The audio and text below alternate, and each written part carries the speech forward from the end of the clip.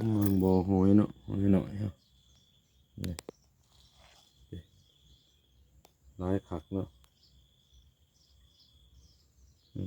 ขึ้นน้ำขอบ